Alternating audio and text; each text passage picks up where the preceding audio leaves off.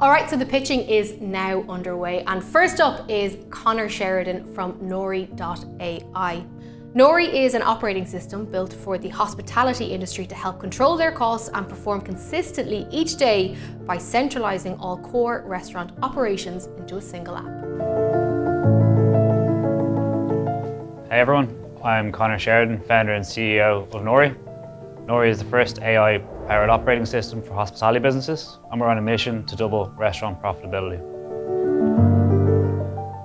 Nory was born from my experience in hospitality. I sparked a career as a quant fund manager to open my own restaurant group, Mad Egg, in 2018. We grew that business pretty quickly. 6 million turnover and over 100 people in less than 15 months. And during that process, we were out to market looking for tech that could support our ambitions and our growth, but there was nothing fit for purpose. Enter stage left, Nory. What does it take to run a successful restaurant? Well, whether you've got one venue or 1,000, the ingredients are the same. You need to control your variable cost base, automate as much of the daily manual tasks that your teams have to face, ultimately to open up time for them to focus on what matters, delivering awesome guest experiences. But unfortunately, most teams aren't set up to perform like this. They're understaffed, overworked, and underskilled in terms of business management capabilities. Not to mention underserved by antiquated and disjointed technology. The job's just got a whole lot harder too. The industry's always been pretty lean in terms of margins. Pre-pandemic it was between 2 to 8% net profits. Today, the industry is facing its largest headwinds ever. Profitability is down a further 30% due to inflationary pressures on COGS, labour and energy. There's been a huge brain drain from the industry in terms of management and skilled experience. And we're seeing massive staff turnover at the highest levels, over 100%.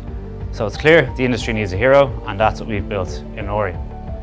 But how do you have such a significant impact on a business's profitability? It's because Nory acts as a restaurant's operational co-pilot. What Nory does is predict revenue for each hour of every single day, analyse labour models to suggest optimal staffing levels to make sure businesses stay within budget, deliver great customer experience, break down those revenue predictions into things like what ingredients teams should prepare, what recipes chefs should create. Immediately, restaurant teams are empowered to act with consistency and confidence, and it's these daily actions that compound to deliver fat bottom lines. Traction-wise, in less than 9 months out to market, we've broken the million ARR, so we're seeing pretty strong traction to date, entered into 5 markets, and we've signed tier 1 enterprise brands like Franco Manca, Jamie Oliver, Stonegate, Chopped, just to name a few. In terms of the market itself, the hospitality market or the F&B market is obviously vast, but we sliced this to focus on our own ICP and the geographies that we see the most heterogeneous problem sets.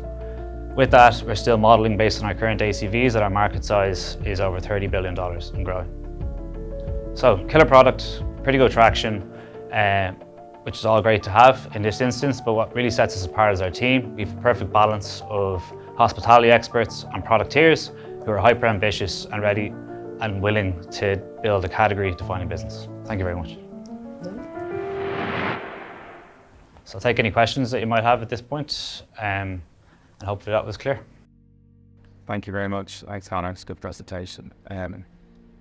It's a very fragmented market, the space.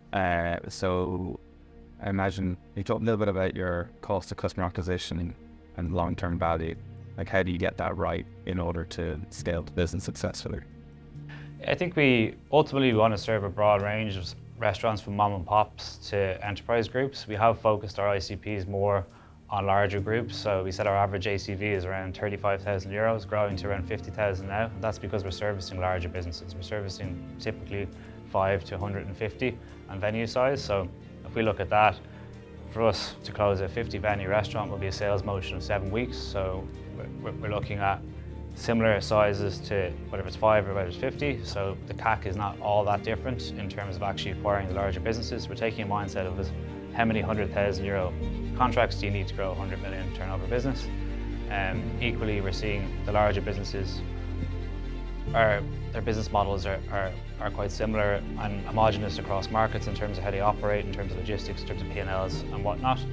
So for us, we don't see it as too fragmented. I mentioned earlier around traction. We've gone into 5 markets. We're seeing the same problem sets, same ICPs, same pains, same need, same approach to buying technology. Obviously different willingness to pay or different pricing, But in terms of being fragmented, I'd say that the ICP is very well homogenous across market sets. So Conor, how do you develop a sales model with a cost of acquisition that's low enough to support a relatively low ACV? Yeah, good question. So if we looked at our revenue slides there, so our revenue makeup is about 50% outbound, 50% inbound and referrals. So we work pretty closely with strategic partners. So our kind of key integrator in this industry is like an e-POS or a payments provider. We co-sell with a lot of these businesses.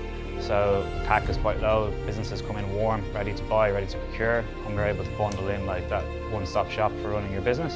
So that's enabled us, about 50% of our revenue doesn't have much direct sales costs attached to it. The other 50% of the revenue obviously does. So that blended cost enables us to reduce our CAC. Our payback period is obviously then still within about 6 months. So like it's not too chunky, if you will.